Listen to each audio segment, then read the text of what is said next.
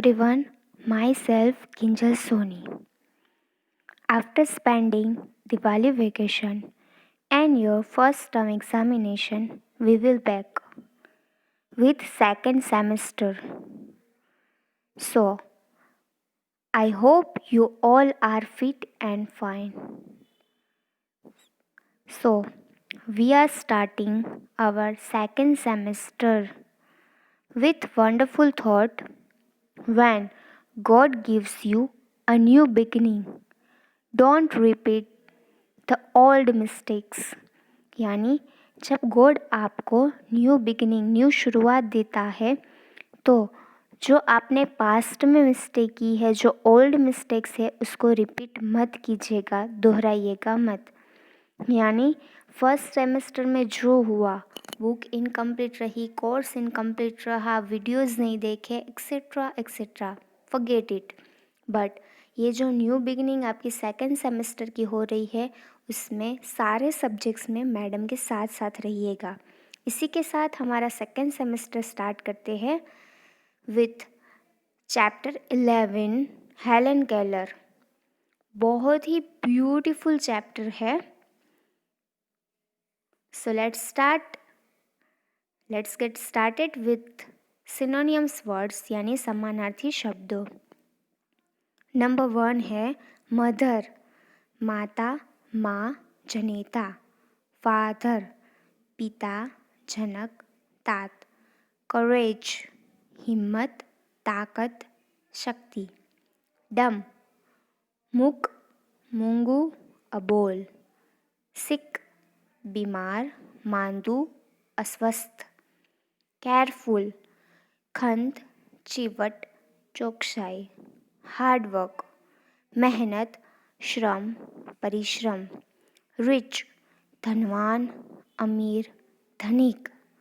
Blind, अंध, नेत्रहीन, प्रज्ञाचक्षु।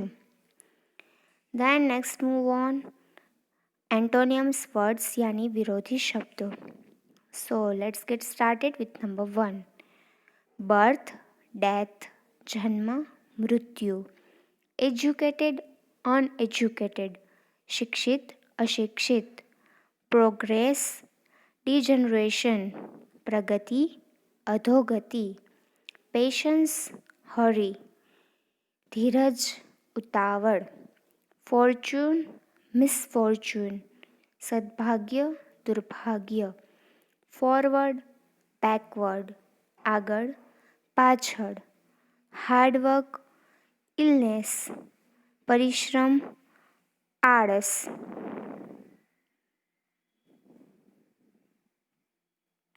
Loving, angry, प्रेमाळ, क्रोधी। सो उसी के साथ अब हम करेंगे हमारा unit 11 Helen Keller. Let's get started. Helen केलरનો જન્મ ઈસવીસન 1880માં ઉત્તર અમેરિકાના ટસ્કુમ્બિયામાં ગામે થયો હતો. હેલન કેલર જ્યારે 1.5 વર્ષની થઈ ત્યારે तीव्र માંદગીમાં પટકાતા તે અંધ, મૂક तथा बधिर થઈ गई। यानी हेलन केलर का जो बर्थ है वो 1880 में उत्तर अमेरिका में टस्कुम्बिया, वो एक विलेज है, उसमें हुआ था। और वो जब 1.5 साल की थी तभी वो ऐसी गंभीर रूप से बीमार हो गई कि उस बीमारी में उसकी आँखें और जो उसकी टंग है, बोलना है, वो बंद हो गया और वो बहरे हो गए। यानी आँख की जो सेंसेस है वो चली गई, उसकी बोलने की सेंसेस है वो चली गई और सुनने की सेंसेस भी चली गई। તેમના માતા પિતા ધનવાન હોવાથી તેમણે હિંમત ન હારતા હેલનના शिक्षण માટે एक व्यक्तिगत अध्यापकની शोध आदरी। उसके जो पेरेंट्स थे वो रिच फैमिली से बिलोंग करते थे, इसीलिए जब ये सब हुआ हेलन केलर के साथ तो उन्होंने हिम्मत हारी नहीं और उसको आगे बढ़ाने के लिए उसने एक टीचर, अध्यापक यानी टीचर की शोध करना यानी उसको ढूंढना स्टार्ट कर दिया। હેલનના સદભાગ્યે તેમને એક સારા શિક્ષક એની સુલિવન મળી ગયા. તે અત્યંત પ્રેમાળ હતા. તેથી તેમણે હેલન અંધ, મૂક, બધિર હોવા છતાં તેને કેળવવાનું તથા ભણાવવાનું બીડું ઝડપ્યું. बहुत सी उसके लिए टीचर ढूंढने की बात हो रही थी, तो उसको एक अच्छे से टीचर मिल गए और उसका नाम था एनी सुलिवन. एनी सुलिवन एक बहुत ही अच्छे टीचर थे. अत्यंत वो बोल सकते हैं प्रेमाण के नेचर के थे, लविंग नेचर के थे.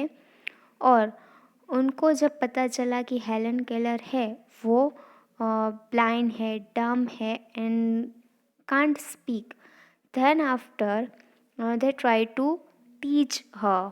उसको ट्राई किया कि उसको वो सिखा सके और उसने प्रॉमिस किया कि वो उसको सिखाएंगे. એની સુલિવને સ્પર્શેન્દ્રિયની સહાયથી હેલન કેલરને શિક્ષિત કરવાનું આરંભ કરી દીધું. તે હેલનને પાણીના નળ પાસે લઈ ગયા અને નળ ચાલુ કરી હેલનને જળનો અનુભવ કરાવવા લાગ્યા. ત્યારબાદ તેમણે જળ શબ્દ હેલનની હથેળીમાં લખ્યો. આમ સ્પર્શ આધારે તેમણે હેલનને शिक्षण આપ્યું. आप जानते ही हो कि हेलन केलर है वो बचपन से ही ब्लाइंड थे, डम थे और दे कांट स्पीक. सो ये एक डिफ़िकल्ट चैलेंज था जो टीचर के लिए था कि उसको how to teach Helen Keller. So उन्होंने स्टार्ट किया उसको फीलिंग से, टचिंग से. जब हम कोई चीज़ को टच करते हैं, फील करते हैं, तो वो चीज़ को याद करना हमारे लिए बेहद आसान हो जाता है. यानी आप जो चीज़ सीख रहे हो उसमें आप अपना 100% दो विथ फीलिंग. आप फीलिंग के साथ वो काम करोगे तो वो 200% रिजल्ट आपको देगा. That's the matter. सो उन्होंने यही किया. हेलन केलर को सारी चीज़ें टच करवा के वो पढ़ा रहे थे. फॉर एग्ज़ाम्पल यहाँ पर दिया है how to teach them water उसको कैसे एक्सप्लेन करें. सो उसके लिए उन्होंने एक जो पानी का टैप था वहाँ पर उसको लेकर गए, टैप को स्टार्ट किया और उसमें से जो पानी निकला वो पानी के नीचे उसका हाथ रखा. तो हेलन केलर जब उसको टच करने लगे, उसको एक्सपीरियंस हुआ, उसको वाइब्रेशन आया. फिर उन्होंने बताया कि ये वर्ड है जड़. और उसके बाद उसने ये वर्ड जो उसकी जो पाम थी, हथेली थी, उस पर लिख के दिया. तो वैसे वैसे विथ हेल्प ऑफ स्पर्श उन्होंने उसको टीचिंग देना स्टार्ट कर दिया. હેલનને બીજા બાળકોની જેમ જ શિક્ષણ પણ લીધું તથા અથાગ પરિશ્રમ કરી હાર્વર્ડ યુનિવર્સિટીમાંથી BAની પદવી પણ મેળવી. That's the not easy for teacher and Helen Keller both. It's a very difficult challenge, but they both done. हम जो देख सकते, बोल सकते, सुन सकते हैं, फिर भी हम जो नहीं कर पाते वो सारा काम हेलन केलर ने ये तीनों सेंसेस के बिना किया. उन्होंने टीचिंग अपना जो एजुकेशन है पूरा का पूरा कंप्लीट किया. अथाक परिश्रम के बाद, बहुत हार्ड वर्किंग के बाद हार्वर्ड यूनिवर्सिटी में उसने BA कंप्लीट किया, अपना BA की डिग्री ली. So that's not easy. તેમણે ઘોડેસવારી અને તરણકળા પણ सीखी ली थी. सो वो साथ साथ में हॉर्स राइडिंग एंड स्विमिंग वो भी उन्होंने सीखा. How it is possible, but that's the possible, that's the miracle, that's the hard working. Helen એક વિદુષી લેખિકા તથા સારા કવિयत्री પણ હતા। हेलन केलर सिर्फ ये सारी चीज़ें नहीं जानते थे, बट वो एक विदुषी थे, लेखिका थे और कवियत्री पर भी थे। તેમણે પોતાની આત્મકથા પણ લખી, ખુદ की ઓટોબાયોલોજી भी લખી। પોતે અપંગ હોવાથી તેમણે પોતાનું સમસ્ત જીવન अपंगों सेवा कार्य में समर्पित કરી દીધું। वो खुद अपंग थे, वो खुद ऐसे सिचुएशन में थे, तो उन्होंने पूरा का पूरा अपना जो लाइफ थी वो उन लोगों जो अपने जैसे थे उनके लिए डेडिकेट किया, समर्पित कर दिया। मूक बधिर અને અંધ હોવા છતાં હેલને ધીરજ અને ખંતથી મહેનત કરવાની પ્રેરણા આપણને આપી છે। આપણે પણ તેમના જીવનમાંથી આ ગુણો અપનાવીને પ્રગતિ કરવી જોઈએ।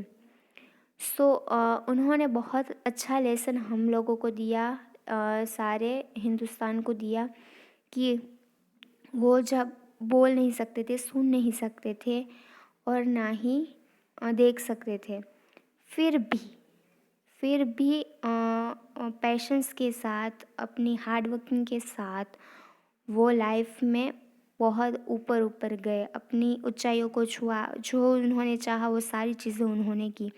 तो हम तो ये सारी हमारी सेंसेस तो चल रही है, हम देख भी सकते, सुन भी सकते हैं और बोल भी सकते हैं।